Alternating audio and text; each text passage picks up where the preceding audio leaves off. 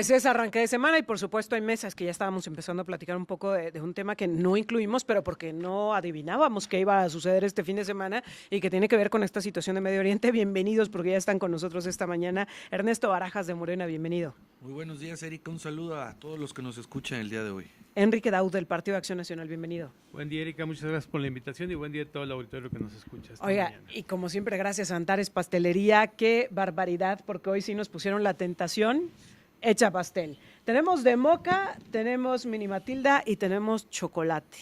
Y la verdad es que los tres se ven buenísimos. Para decidir va a estar lo complicado. Pero a ver, Ernesto, empiezo contigo. Primero el pastel y luego la pregunta. Pues yo creo que el de moca se ve que ese es el que está más... El de moca. Porque el de chocolate ya lo hemos probado y está muy bueno también. El Matilda que le dicen, ¿verdad? Sí, mini Matilda. Mini Matilda. Hijo, de verdad es que es una gran tentación ese pastelito. Oye, y tenemos que empezar también con la pregunta contigo, porque hoy llega, en teoría, la propuesta de reforma electoral al Congreso de la Unión. Pero hace rato platicábamos con la periodista Maru Rojas, que cubre justamente el Poder Legislativo, y nos decía, el escenario pues no está nada propicio para que esta reforma pueda avanzar. Nos dijo ya claramente, y vimos el comunicado del PT el fin de semana, pero también la postura del Partido Verde, pero también del resto de las fuerzas políticas e incluso de algunos personajes del Movimiento de Regeneración Nacional, que ahora se ha moderado un poco Ricardo Monreal, pero él fue uno de los primeros que brincó, pero ha habido otros personajes de Morena que también han manifestado pues sus dudas con respecto a lo que esto podría significar. A ver, ¿qué le espera a esta propuesta? Ya lo hemos comentado, digo, al final no es un tema que sea desconocido. Conocemos ya prácticamente los 10 pilares o las 10 propuestas, este decálogo que será ya entregado en horas, ya con puño, letra y redacción formal, para efectos de que todos estos puntos que vimos la semana pasada, pues sean convertidos propiamente ya en el tema de la reforma. Hay algunos puntos, digo, y coincido yo en algunos temas como vienen planteados. Hay en otros que a lo mejor se complicará por el tema de la operatividad, que digo, el tema de las elecciones ya en parte central cuando se llevan a cabo es muy diferente a la letra, ¿no? Sí. Pero en general, y volviendo al punto que tú comentabas, pues es un tema que tendrá que verse la capacidad de consenso, la capacidad de poder en algún momento apoyar a la presidenta, los que dicen que son los aliados, en un sentido obviamente de debate.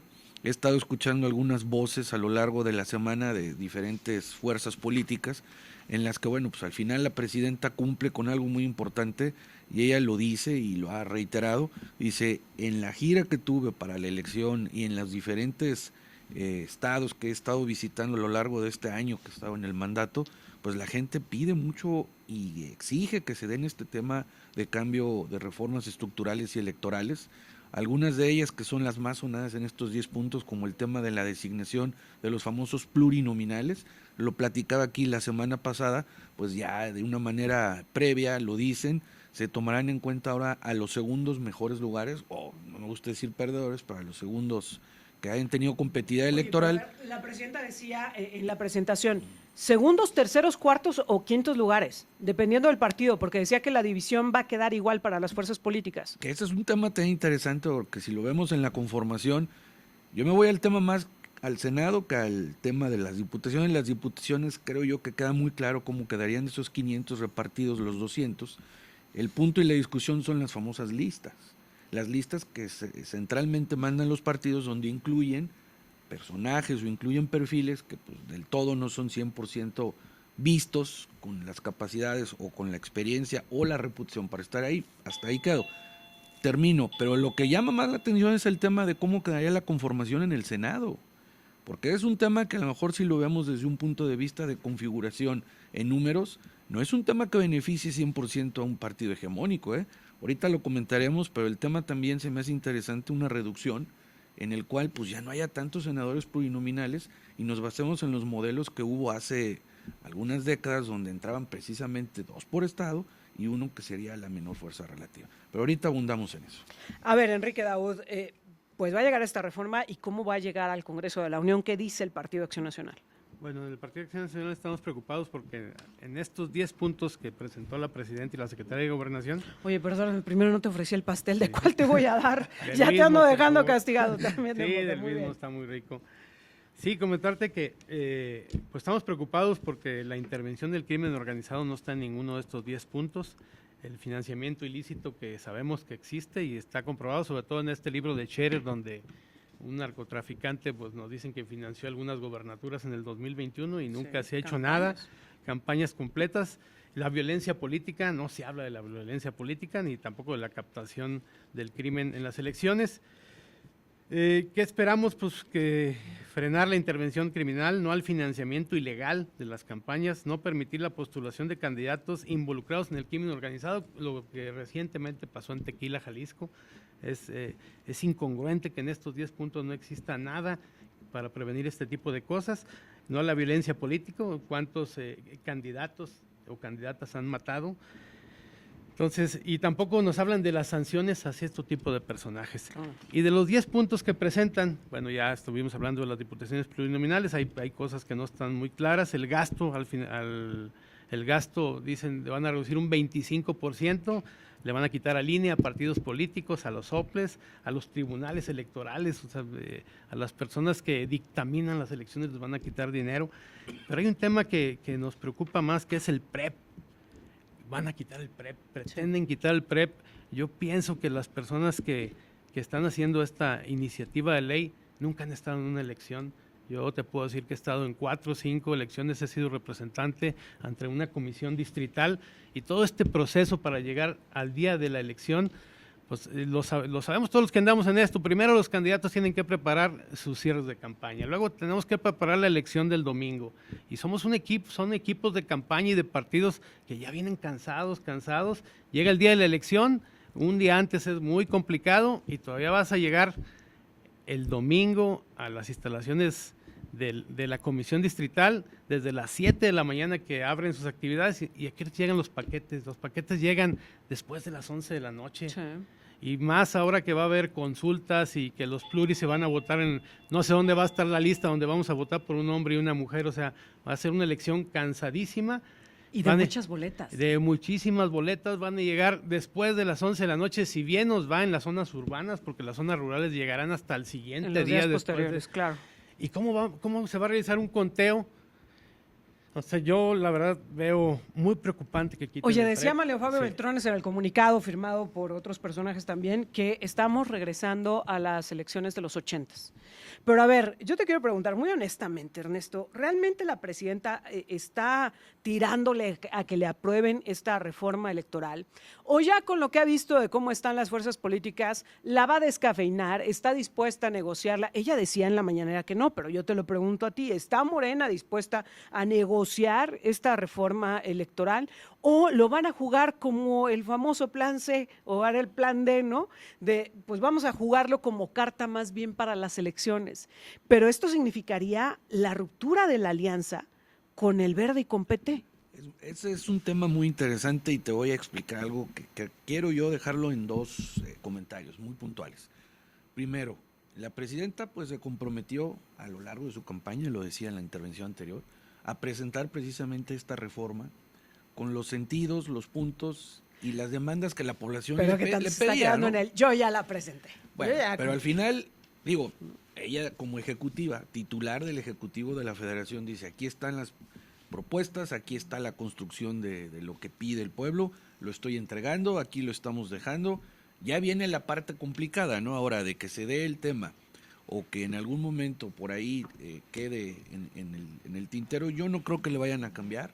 Yo creo que la propuesta queda totalmente válida. Lo que viene aquí mencionado, retomando lo que decía aquí el compañero, el segundo punto de mi comentario, que bueno, pues no del todo está totalmente fuera del tema de la fiscalización, se está dando un tema de fiscalización y que se está permitiendo precisamente el acceso inclusive a cuestiones de inteligencia y de tecnologías para ver de dónde viene la lana, dónde viene el dinero. Y a lo que tú comentas de si queda nada más en sí o no, pues yo creo que la presidenta lo va a presentar, va a entregar formalmente, va a decir aquí está y veremos ahora sí el documento como tiene que ser, con transitorios, con mecanismos, leyes secundarias, y que en algún momento en base a eso vamos a ver qué se opina. Por último, y yo también he vivido temas de representación en materia electoral, yo lo digo por experiencia y operatividad, el tema del PREP, Sí, es un asunto que hay que meterse más a fondo. No es muy sencillo empezar un conteo electoral el mismo domingo. Sí. Yo lo he vivido no una, varias veces, igual aquí que Y ingeniero. mientras tanto todos levantándose De la mano, esos todos 10 ganadores. puntos yo creo que vamos a dar el voto de confianza porque sí sé que van a presentar mecánica y estructurada y detalladamente cómo quedaría este punto en particular de la reforma, pero no es un tema de supresión. Deberá de haber otro mecanismo que nos dé la certeza en esa instancia de que se cierren las casillas a los resultados oficiales, que nos puedan blindar para entender y saber cuáles pudieran ser situaciones de carácter previo. Eso es lo único que creo No te que voy habrá a que soltar, especificar. Ernesto. Dime cómo gana y cómo pierde la presidenta. Porque, a ver, si presenta esta iniciativa y está dispuesta a descafeinarla, terminaría muy similar a Enrique Peña Nieto con su de lo deseable lo posible, ¿no? Con las reformas que presentó. Pero en cambio, si la presenta, no se aprueba y ella se dice, pues la retiro, no, así no la voy a modificar, la puede usar como carta electoral. ¿Cómo gana y cómo pierde la presidenta en esta batalla que va a librar y donde parece que no tiene a los aliados de Yo lo su vería desde lado? una perspectiva no de ganar o perder como presidenta, sino más bien de entender el contexto de esta reforma. Ella está presentando en el sentido particular con estos 10 puntos que conocemos, lo que se considera por parte de la visión de la propia presidenta y del grupo político, que debe de haber cambios estructurales en la integración tanto de la Cámara de Diputados como senadores, etc., INE y todo lo que ya vimos. Ahora bien, yo no creo que vaya a modificar la propuesta, va a ir como ella la planteó la semana pasada, con estos 10 puntos específicos, con sus diferentes temas ya estructurados y las leyes secundarias, por supuesto, ya para poderse generar con transitorios. Ahora bien, si no pasa esta reforma, pues yo no creo que es que se pierda o no, ella cumplió, lo decía hace rato puntualmente con decirle al pueblo de México, aquí está, yo cumplí, esta es la reforma. Si en algún momento los aliados, para empezar, o la oposición, ponen los puntos que ellos consideran que se deben de modificar y se logra un consenso, pues qué padre, qué bien va. Pero si en algún momento no hay esa visión o esa mira de alturas para poder transformar políticamente lo que vemos que ya no está funcionando, pues va a recaer precisamente en las fuerzas políticas que no están de acuerdo con que en materia electoral haya cambios para mejorar. O sea, sí les va a pasar ahí un costo político. Y qué bueno que llegó Luis Fernando Gámez del Partido Verde. Primero, diputado, ¿qué te ofrezco? ¿Qué pastelito vas a querer? Un pedacito de moca, Erika. Muy Buenos bien. días. Buenos días, bienvenido. A ver, ¿qué papel está jugando en esta historia del Partido Verde? Porque ya el viernes en la mesa que tuvimos en este espacio, el diputado federal por el Partido Verde, José Luis Fernández, ya nos dijo, así como está, no vamos. ¿Se está rompiendo la alianza? Bien, Erika, muy buenos días a todos. Fíjate que este es un análisis muy interesante. La verdad es que como grupo parlamentario, el Partido Verde siempre estará acompañando a la presidenta, que es además nuestra mandataria, y siempre estaremos, como lo dijimos, somos claudistas y vamos a estar hasta el final del sexenio. Muchas gracias por el pastel. Hasta el final del sexenio con la presidenta. Sin embargo, es una reforma de gran trascendencia, de gran calado. Es una reforma electoral que viene a cambiar el sistema político mexicano y que además, bueno, pues también es impulsada por Morena, ¿no? Y ahí es donde nosotros, pues tenemos un debate institucional con nuestra fuerza política, porque aunque somos aliados de manera legislativa y por supuesto en el terreno político, pues también como partidos somos adversarios, por decirlo de alguna manera coloquial, y pues hay un debate que me parece muy sano, ¿no? El mismo diputado Ricardo Monreal dijo que habría que hacerle adecuaciones. Yo me quedo con todas las voces, Erika. El Partido del Trabajo ha señalado que esta reforma, bueno, pues impediría conservar los logros de 1996 y 1997, cuando se crearon los soples, las figuras locales, cuando se crearon la representación de las diputaciones plurinominales para darle voz, ya lo dijimos la semana pasada, a personajes técnicos, a las minorías. Creo que es una reforma de gran calado y por supuesto el Partido Verde hoy por hoy, bueno, pues exige que haya respeto institucional, así como lo decía yo, que haya equilibrios y bueno, pues no podemos permitir que se disminuyan las diputaciones plurinominales, no por un concepto de privilegio, creo que en este caso eso sería lo de menos, sino por un concepto de democracia, Erika. Necesitamos ¿No siente que ahí Morena les está gandallando, por ponerlo en términos populares? ¿No siente como que les está queriendo ganar terreno? Pues el Partido del Trabajo lo que ha señalado es, bueno, pues que se busca un partido hegemónico de Estado, ¿no? Nosotros siempre lo hemos señalado, somos una democracia con respeto al medio ambiente, por supuesto, y a la justicia social, y siempre vamos a querer que haya pluralidad. Por eso, aunque no se disminuyan, bueno, pues sí se fragmenta y se reconfigura para limitar derechos políticos. Enrique Daud.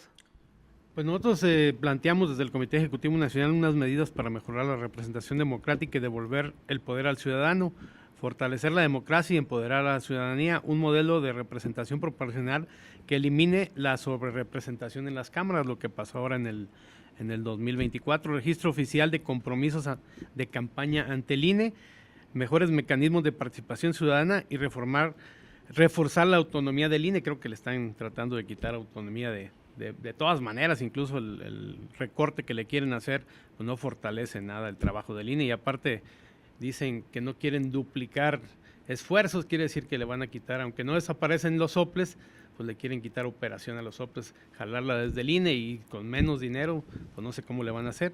Sin sanciones reales para la infiltración criminal y sin reglas que fortalezcan la democracia, no habrá verdadera reforma electoral, sino una simulación. Y bien lo dijo la presidenta en una mañanera, dijo, yo voy a presentar la reforma como me lo pidió el pueblo, ya los partidos políticos sabrán si la aprueban o no. Ahora se Esas los fueron pregunto sus palabras. a Luis Fernando y a Enrique Daud. A Ernesto Sí. ya se lo pregunté. ¿Ustedes ven que realmente la presidenta quiere llevar a aprobación esta propuesta de reforma electoral o está nada más cumpliendo con esto de decir yo ya la presenté y que después lo voy a usar como arma política, como arma de campaña? A mí me parece que sí le interesa a la presidenta modernizar el sistema electoral mexicano, pero en ese sentido yo quiero aportar, ¿no? No se habla en esta reforma tampoco del voto electrónico, Erika. Mientras en las grandes democracias ya se utiliza el voto electrónico, esta reforma de gran calado, pues ni siquiera lo menciona, por un lado. Y por el otro lado, hablan de la disminución de las fortalezas del PREP. A mí me parece que es un grave error, porque hoy por hoy deberíamos estar hablando de incrementar tecnología blockchain para que el PREP, que es el sistema de resultados electorales preliminares, cada día sea más confiable. Hoy por hoy el mundo se está digitalizando, ya hasta la economía, que es el elemento más importante que mueve al mundo, bueno, pues se está volviendo cada vez digital. Si tú vas a un aeropuerto en Estados Unidos, pues lo último que utilizas es papel, ahora utilizas moneda digital. Me parece sumamente relevante y sumamente preocupante que este decálogo no hable del voto electrónico, ni siquiera en un programa piloto, porque hoy por hoy los ciudadanos lo que quieren es tener la certeza de a quién votaron, por qué votaron y qué porcentaje de aprobación tienen los funcionarios que han sido electos, ¿no? A mí me parece que es sumamente interesante que pudiera subirse a la reforma y bueno, pues nunca estaríamos a favor de disminuir las facultades del programa de resultados preliminares. Y que incluso pudiéramos tenerlo casi en tiempo real, ¿no? El cómo está votando la gente, el que tuviéramos una posibilidad de poder tener una mayor certeza de manera mucho más inmediata, Enrique. Sí, hablan del voto electrónico, pero solamente en el extranjero. Sí. Pero yo creo que sería una... Pero también ahí te voy a aportar. Sí. ¿Sabes lo difícil que es registrarte en el extranjero para poder votar? Erika, Oye, nuestros connacionales sufren para tener un acta de nacimiento. Bueno. ¿Tú crees que para ellos va a ser fácil poderse registrar? Porque además hay que tener una lista, hay que hacer padrones electorales, hay que tener la disponibilidad, hay que moverse, hay que llegar a los centros de votación. ¿Y qué pasará si en los centros de votación nos cae el ICE? O sea, oye, no, nos tocó atestiguarlo, porque un grupo de estudiantes que está en Alemania, en la última elección quería participar, intentaron hacer sus requisitos, cumplir los requisitos a través de las computadoras que están en la institución educativa. ¿Y qué les dijo el INE? No, porque comparten la misma IP y seguramente ahí hay algo turbio, no pudieron participar, ahora no otro pudieron tema votar. relevante, ¿podrán hacer campaña nuestros migrantes que están pues indocumentados de alguna manera, pero que son ciudadanos mexicanos? ¿Podrán hacer campaña? ¿Podrán salir a reunirse? ¿Cómo lo vamos a hacer? Eso me parece que está rebasado y a mí me gustaría ver el voto electrónico en nuestro país. A ver, Enrique Daud, concretamente, ¿crees que la presidenta sí le está tirando a que se apruebe o lo va a convertir en este plan B? No, yo pienso que la presidenta solamente lo está aventando para ella decirle a la gente que se lo pidió en campaña. Que les cumplió. Y ya les cumplí, los que no cumplieron fueron los partidos. Morena va a votar a favor de todo lo que ella diga y qué bueno que los partidos de la 4T, los aliados, no, espero que no voten a favor de esta reforma y la oposición, en este caso Pero el ahora PAN, no lo déjame va a votar a lanzarte favor. esa pelota. A ver, ¿realmente van a sostener estos votos en contra, empezando por el PAN? Porque ya vimos los Yunes, No va a haber un lo que Yunes. pasó. ¿Realmente va a mantener el PAN esta oposición? ¿Realmente crees que el PRI de Alito Moreno va a mantener la oposición? Porque, a ver, estaban ustedes en el acuerdo, por ejemplo, de que no se militarizaran los cuerpos de seguridad. Y luego va el PRI y presenta la iniciativa para que se adhieran a la Secretaría de la Defensa Nacional, la Guardia Nacional. O sea, ahí ya tienen una historia donde pues no sostuvieron sus dichos. ¿Y qué tanto confían en que los aliados de Morena, el PT, el Verde, mantengan esta oposición que han mostrado hasta el momento, No, Enrique? porque lo que está planteando Morena es desaparecer los partidos políticos, que nada más haya un partido hegemónico. En ese sentido, yo creo que por eso el Verde, pues lógicamente que le quita presupuesto, le quita plurinominales en el Senado, que están planteando que ya no haya. Ahí el PT, el Verde tiene plurinominales, el PT también tiene plurinominales, se las está quitando, les está quitando el dinero público. Yo creo que, y no es malo que los partidos tengan dinero público, para eso es el dinero, para que la democracia continúe en el país, y se necesita recursos. Los partidos necesitan dinero para poder trabajar los 3 años. No solamente los partidos trabajan en las elecciones, trabajan 3 años para renovar sus órganos internos y para preparar las elecciones y preparar candidatos y candidatas competitivos para cada elección. Para eso se necesita el dinero, que se tiene que fiscalizar, sí, y ojalá se siga fiscalizando de una mejor manera para que todos los partidos utilicen ese dinero de una manera responsable. Eso sería muy bueno, pero no quitar el dinero público a los partidos. Oye, Enrique, ahí no quiero ser abogado del diablo, pero creo que la presidenta tiene un muy buen punto. Cuando me dices esto de los partidos tienen que trabajar todo el año, es que la ciudadanía no ve que todos los partidos estén trabajando todo el año. Cuando me dices preparar cuadros y luego nos salen con cada barbaridad que presentan ante el voto popular, ni siquiera voy a hablar de la lista de los plurinominales. Cada barbaridad de perfil que nos presentan para el voto popular, yo creo que ahí es donde la presidenta tiene un muy buen punto ante la ciudadanía, porque no vemos esos cuadros que se preparen, no vemos esos cursos, no vemos ese trabajo de ciudadanización, no vemos ese acercamiento con la población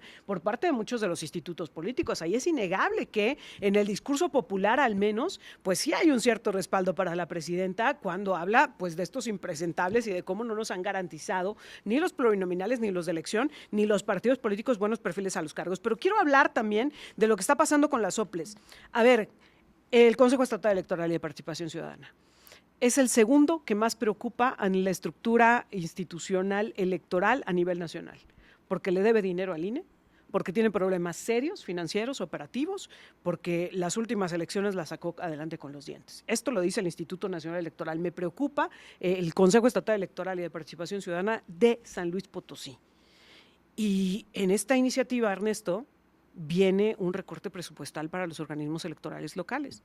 Más que un recorte presupuestal, es un tema de funcionalidad. Hay que ver cuáles son las duplicidades de funciones para poder entrar bien y poder determinar, que la reforma lo especificará, qué tanto deberá entrar el INE en algunos temas y qué otros deberá de conservarse el tema de los OPLES. No se está planteando una desaparición total ni completa, pero sí una modificación de las funciones en la práctica. No van a dejar mentir. Hay muchas cosas que sí se duplican y que en algún momento generan tema económico. No se está diciendo que se desaparezcan, sino plantear cómo y en qué sentido no duplicar funciones. Porque al final, pues es importante el Consejo Estatal, en este caso el OPLE de aquí de San Luis de Participación Ciudadana, el CEPAC, pues una historia de mucha trascendencia, pero también ver cómo ser más eficiente. En el tema económico, bueno, yo desconozco si los presupuestos, el tema que tengan ellos internamente les alcance para lo que viene, porque también hay que decirlo, tendrá que haber ya otros ejercicios democráticos, como plebiscitos, consultas, etc., y que en algún momento tendrán que también entrarle. Pero lo que sí sería interesante sería revisar qué tanto y en qué sentido la estructura actual que tiene el CEPAC puede o no continuar. ¿Cuántos consejeros? ¿Por qué? ¿Qué se está ganando? ¿Qué se está haciendo con el recurso? ¿En qué lo utilizan? A mí me queda claro que la mayor parte del recurso tiene que ser para poder establecer cada 3 años el ejercicio puntual de las elecciones, porque en cada municipio, en cada distrito local, pues no es sencillo establecer las oficinas, los lugares de operación, claro, todo lo que implica. Eso es muy importante, pero habrá que ver si necesariamente lo tendrá que seguir llevando el OPLE local, en este caso el CEPAC, o cómo va a venir la reforma para poder suplir y en algún momento quitar esa duplicidad. ¿Le va a entrar el INE? Hay muchas cosas que al final tenemos duda y lo veremos ahí. Termino. Yo creo que sí es importante en el tema presupuestal aquí está el representante del Congreso Estatal, sí determinar en qué sentido la suficiencia presupuestal esté garantizada de antemano para que las elecciones que vienen pues no vayan a caer en lo que pasó en las últimas, que todavía las deben. Sí, y justo quiero ir con ese tema contigo, Luis Fernando. A ver, tú como diputado local definiste parte del presupuesto con el que operaron en la última elección, incluso la del Poder Judicial. Y vimos al CEPAC en los últimos minutos tronándose los dedos porque no tenía todo contratado, porque no tenía el recurso, porque no podía salir adelante, salir adelante. Si mantiene la deuda con el INE es porque no llegó el recurso que esperaban justamente para poder llevarlo a cabo. A ver, no estamos desmantelando los organismos electorales a través de la vía presupuestaria. Bien, Erika, a mí me parece que, retomando ahí un poquito las palabras de Ernesto, no debe de haber duplicidad de funciones, pero sí interdependencia. Creo que cada vez los organismos locales electorales deben de ser más independientes y, por supuesto, deben de hacer su trabajo a la par del Instituto Nacional Electoral. Creo que una democracia fuerte se fortalece, se vuelve robusta desde lo local. Y hoy por hoy, pues creo que efectivamente uno de los grandes rubros que debe de considerarse para los organismos locales es la acción presupuestaria, es decir, que ellos puedan contar con la solvencia económica para poder trabajar. Pero yo voy más allá, Erika. Creo que debe de haber un programa de largo plazo donde se fortalezca la institución y donde no haya bomberazos, porque hoy por hoy lo que vemos es que los organismos locales medio año antes de la elección no tienen ni siquiera dónde meterse. Y ocurrió, digo, no quiero ventilar a nadie, pero ocurrió en la elección pasada. Lugares donde habían sido oficinas centrales en los comités municipales, bueno, después ocurrió un caso donde la Guardia Civil desmanteló meses después a un grupo del crimen organizado ahí. O sea, me parece sumamente delicado que los organismos no estén fortalecidos desde lo local. Pero es que otra vez tiene que ver con lo presupuestario. Lo que nos dijeron es, estamos consiguiendo las más bajas rentas en donde sea en los municipios para poder meternos. Pero algo tan relevante no puedes ir a donde sea, ¿sí me explico? Claro, o sea, es que ese es el punto al que voy. Tiene que haber... A ver, ¿hasta dónde puedes sacrificar presupuestalmente a una institución que necesita justamente operar desde la vía institucional? Tengo que hacer una pausa, pero es bien breve regreso porque quiero escuchar tu opinión, Enrique, pero también quiero que hablemos de lo que está pasando en general con este tema de la democracia y que tanto se está garantizando en nuestro país, más con lo que estamos viendo que está ocurriendo a nivel internacional, que ya lo decíamos, no lo tenemos en la agenda, pero creo que lo tenemos que sumar esta mañana, esto que está pasando con la operación entre Estados Unidos e Israel en contra de Irán y justo la respuesta de esta mañana por parte de Irán. Vamos a la pausa y enseguida volvemos. Ya estamos de regreso y bueno, pues quedaba pendiente con la respuesta de Enrique. Sí, bueno, ahí comentar, efectivamente tienen funciones separadas el INE y los soples, en este caso en San Luis Potosí, pero lo más pesado que es la jornada electoral, quien prepara a los funcionarios de casilla, quien hace todo el tema, termina su trabajo a la hora que recogen los paquetes electorales, ya los recoge el CEPAC, pero antes de eso todo el trabajo es del INE.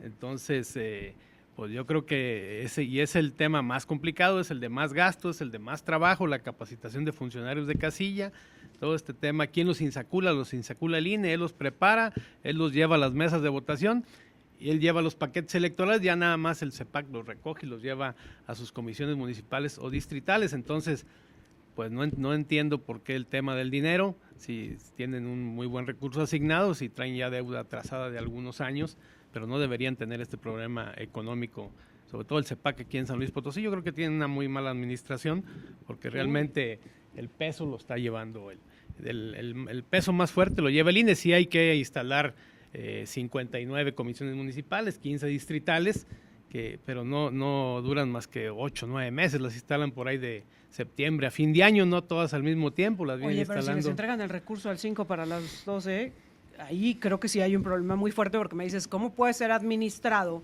si no tienes el dinero en las manos? Pero al final de cuentas, si no tienes la garantía de que va a llegar. Si les tienen asignados 5 pesos que se los deben entregar a lo mejor en octubre y se los entregan a lo mejor hasta mayo si quieres, pero al final de cuentas llegan los 5 pesos y los tienen que distribuir de alguna u otra manera. O sea, no les quitan, son 5 en septiembre, octubre o en mayo si quieres, pero no les llega un peso, o sea, les llegan los 5 No, pesos. pero a ver, es que yo este tema sí lo tengo que debatir, Sí. porque no es lo mismo negociar, por ejemplo, decía Luis Fernando antes de la pausa, el tema de las rentas, no es lo mismo negociar, oye, te voy a rentar, necesito ver cuáles son las opciones en el mercado que existen para renta, que además, pues es en una condición muy adversa, ¿no? Porque no la van a rentar por un año, como generalmente operan las rentas, ¿no?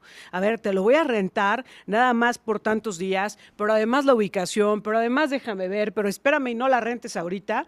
¿Cómo le dices eso al propietario de esos lugares, de esos locales o de esos lugares que se habilitan en los diferentes municipios de San Luis Potosí cuando no tienes el dinero en la mano? O sea, ¿cómo le dices, por ejemplo, eso, no?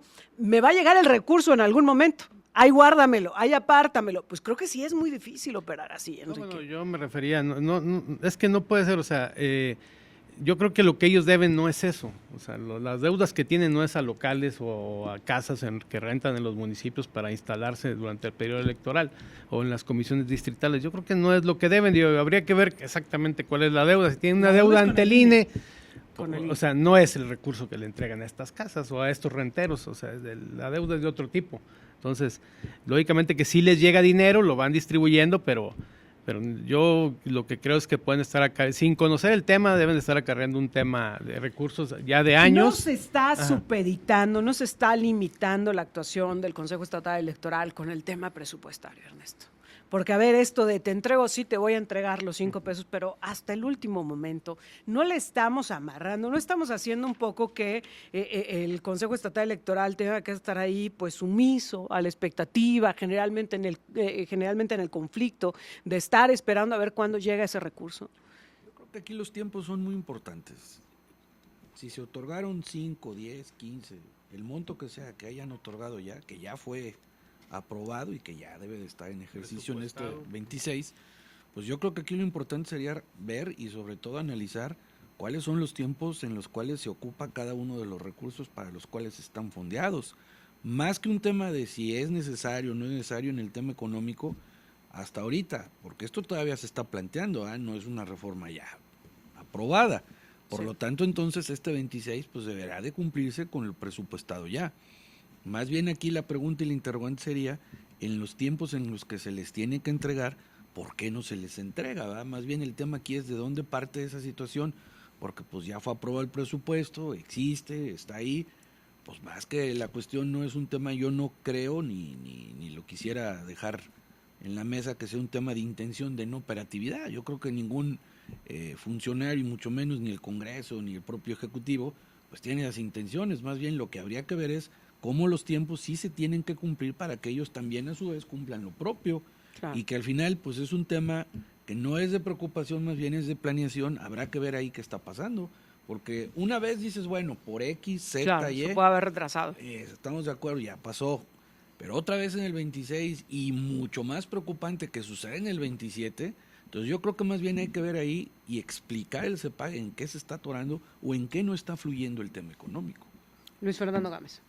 A mí me parece que no ocurre este tema, Erika. Me parece más bien pues que quizás el CEPAC tendría que comentarnos qué es lo que ha ocurrido, porque inclusive el Congreso del Estado ha tenido reuniones de trabajo con ellos y ellos han manifestado que todo bien, ¿no?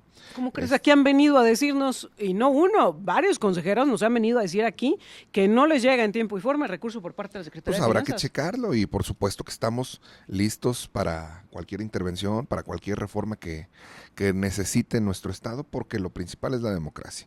Nosotros, insisto, nos hemos reunido con la presidenta del Consejo Electoral, hemos platicado, hemos dialogado, hemos conocido de sus necesidades y el Congreso le ha aprobado en tiempo y forma. Habrá que conocer cuáles son los detalles al interior del Consejo, claro, para saber dónde hasta hace los falta partidos apretar. Les han retrasado la distribución de las misivas. Pues los partidos tienen toda la comunicación con la Secretaría de Finanzas, con la Secretaría de Gobierno, y bueno, pues creo que nunca ha habido un tema, ¿no? Digo, seguramente algún atraso de días, pero nunca ha habido un retraso importante que afecte sus operaciones. No, el año pasado sí hubo retraso de meses, incluso en las prerrogativas hacia los partidos políticos. Nuestra primera instancia pues es el CEPAC, que es a quien vamos y reclamamos por qué no nos entrega nuestro dinero, y pues ya el CEPAC tendrá que hacer lo suyo ante quien deba de ser, Claro. que le paguen a ellos, ¿verdad? Pero sí ha habido un Oye, retraso. pero lo que me preocupa es que me en las digas que no lo participaciones. hacen, que vayan al Congreso, que les digan todo bien, pues qué preocupante, porque aquí a los medios vienen a decir, pero donde tendrían que levantar la voz no lo Yo están te hablo haciendo. de las reuniones en las que yo he estado, ¿no? Donde ha estado la presidenta del Consejo Electoral y ha dicho, bueno, pues tenemos estas necesidades, nos falta aquello, se les ha cubierto y han señalado que todo está caminando bien. Habrá que conocer por qué estos consejeros, de manera personal, se manifiestan mediáticamente y no oficialmente donde deberían, ¿no? Y bueno, el papel de los partidos, oigan, pero no quiero que se nos acabe el tiempo sin hablar de esto. Nos fuimos el fin de semana pasado, pues en medio de una situación en donde había un diálogo entre Estados Unidos, Israel, Irán, diálogos de paz para tratar de mantener la situación en calma. Y bueno, pues el sábado por la mañana todo esto se salió de control. Ataques orquestados en un operativo entre Estados Unidos e Israel en contra de Irán, incluso pues la caída de su líder y el regreso y la reacción por parte de Irán hacia Israel, que lo que hemos estado atestiguando este fin de semana, las acciones de ida y vuelta, en estas historias que parecen no acabar, porque lo hemos visto históricamente en este planeta, ¿no? Pues es que esto no para, mientras uno ataca, el otro responde y luego, pues entonces viene la respuesta y estamos en medio de esta situación. ¿Qué impacto ven que esto va a tener para México? Ya lo está teniendo en la economía, este fin de semana se disparó 10% el precio del petróleo, 10%, lo quiero poner en perspectiva, no es poquito, 10% se disparó y aunque México no dependa del petróleo que viene del Medio Oriente, pues sí hay un precio mundial, sí nos va a impactar de una u otra forma. ¿Qué es lo que ustedes están vislumbrando? Luis Fernando, empiezo contigo. Principalmente el riesgo más relevante para nuestro país es el de la economía, Erika. Un 10% en el precio del petróleo es sumamente riesgoso, como riesgo país para una nación que vive, entre otros rubros, del tema petrolero, ¿no? Creo que también nos deja una gran lección, y la gran lección es que no podemos estar peleados con nuestro vecino, que es el más poderoso del mundo. Creo que nos deja esa gran reflexión.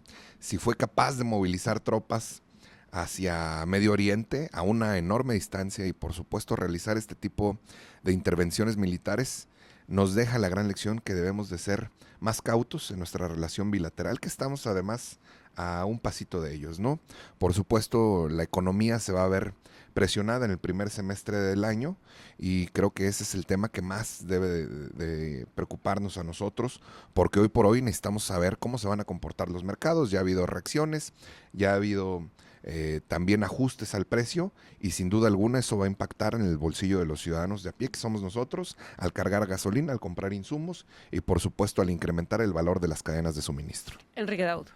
Bueno, vimos lo de Venezuela, que solamente duró un día, fue la intervención y ahí concluyó todo. Estamos viendo las presiones que se están realizando sobre Cuba, que tampoco nos ha afectado tanto, pero este tema de Irán, pues sí es complicado. Ayer dijo Donald Trump que posiblemente el conflicto para él duraría 4 semanas, en 4 semanas desmantelarían a Irán, pero hay un tema ahí en un estrecho de Hormuz donde pasa el 25% del petróleo que se produce a nivel mundial y lógicamente que eso, ante la oferta y la demanda, pues es lógicamente que eso va afectar, incluso ojalá y no nos afecte a los ciudadanos de México y que pueda subir la gasolina o el diésel en los próximos días. ¿Cuál es el tema que está pasando? Bueno, acuérdense que el junio del año pasado hubo una guerra de 12 días donde bombardearon específicamente instalaciones nucleares y Estados Unidos entró en el día 11 y ahí se acabó la guerra. Pero ahora parece el tema más grande. Hay que recordar que ahora en diciembre, en enero hubo manifestaciones masivas en Irán ante el régimen y yo creo que Estados Unidos pensó que iban a derrocar al régimen, no se pudo, pero sí generó una desestabilidad. Se habla de miles de muertes que hubo ahí en Irán ante esos disturbios. Yo creo que están aprovechando para derrocar este régimen a partir de esa debilidad. Esperemos que como país, hay que recordar, tenemos presupuestado el precio del petróleo en cierto costo. Esto va a aumentar el precio y pues, van a llegar recursos adicionales. Oye, pero gracias. A ver, o sea, en otro escenario, sí. Enrique, esto hubiera sido una gran oportunidad para México. Si México fuera un gran productor de petróleo, esta sería la gran oportunidad de lanzarte al mercado mundial y de obtener ganancia en medio de río revuelto, pero esto no va a pasar. Pero bueno, a pesar de eso sí hay producción mínima, si tú quieres, la hay y bueno, va a generar algún dinero extra para México, ojalá y eso funcione para que puedan rescatar a Pemex del problema en que lo tienen. Y comentarte, bueno, en el Medio Oriente pues siempre ha habido este tipo de problemas desde hace siglos y pues ojalá ya se pueda ver una inestabilidad. El problema es que ahora Irán está atacando también países de la Liga de Comunidades Árabes y esto ha hecho un poco más grande el tema. Ernesto Barajas, ¿y cómo tiene que reaccionar México? Creo que es un tema muy, muy complicado. Recordemos que Irán, a diferencia, por ejemplo, de Venezuela o de Cuba, si bien su modelo democrático, o más bien no democrático, político, perdón, es una teocracia, el ayatolá, que es el líder, o era, porque ya no está en este momento, y eso es lo más inquietante, el tema de que el líder supremo... Sí, todos son ayatolás.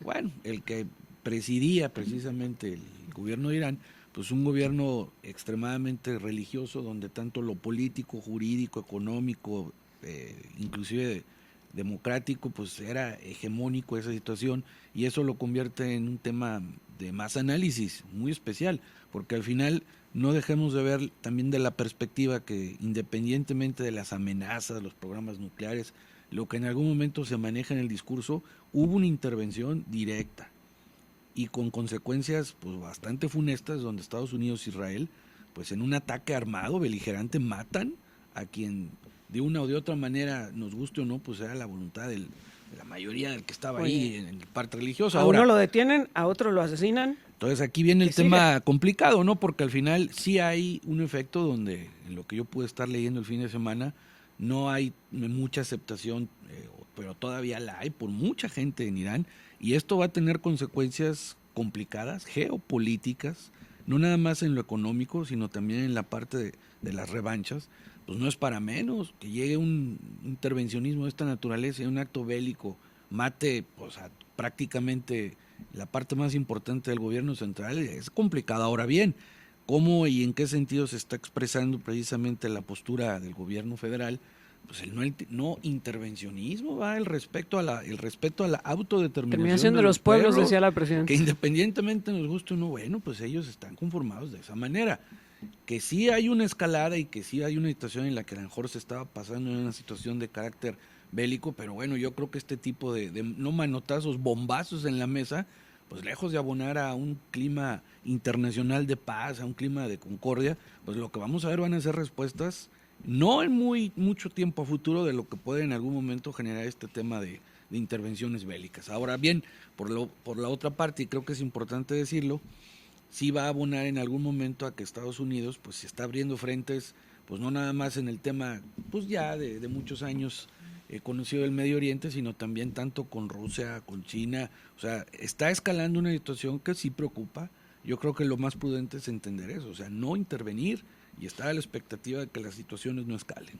Pero a ver cuánto tiempo se puede mantener así en México, porque a ver, pues también hay un reclamo internacional de decir de qué lado estás y de qué lado te vas a pronunciar. Yo les agradezco siempre, como siempre, que hayan estado con nosotros. Luis Fernando Gámez del Partido Verde, muchas gracias. Erika, gracias por la invitación y buen inicio de semana. Enrique Daud del Partido Acción Nacional, gracias. Erika, y buen día a todo el auditorio. Ernesto Barajas de Morena, muchas gracias. Buen día a todos los que nos escuchan, gracias. Y vámonos a Antares Pastelería, que tiene sucursales en Rutilio Torres, Acceso Norte, Centro Histórico, Plaza Oriente, Himno Nacional, Sendero. Bueno, en todos lados está, en Villa de Pozos, en Soledad, en todos lados está Antares Pastelería, para que vayan y disfruten. En esta ocasión yo les quiero recomendar el de chocolate. Les hizo falta probarlo, ahorita les vamos a dar una rebanadita, porque está de verdad delicioso. Lo que comentábamos un poco fuera del aire es que uno esperaría que fueran pues, de chocolate muy empalagoso, y la verdad es que no. Bastante rico, bastante fresco, sí vale la pena probarlo, así que bueno, no olvides lanzarte a Antares Pastelería a pedir tu favorito. Nosotros vamos a una pausa y volvemos.